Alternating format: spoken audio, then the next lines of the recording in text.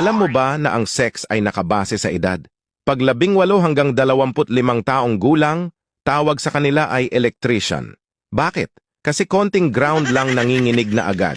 Kapag 27 hanggang 36 na taong gulang naman ay karpentero ang tawag. Bakit? Sila yung grabe makapokpok. Kapag 37 to 46 years old naman ang tawag ay mason. Bakit?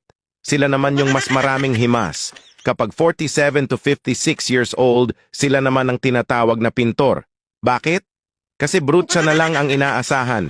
Kapag 57 to 66 years old, sila yung tinatawag na foreman. Bakit? Kasi patanaw-tanaw na lang sila. Kapag 67 to 76 years old naman, sila yung engineer. Bakit? Kasi pautos-utos na lang. Kapag 77 to 86 years old na sila na yung architect. Bakit? Kasi laging hanggang plano na lang. O ayan, alam nyo na. Kaya mag-isip-isip na yung mga wala pa G asawa.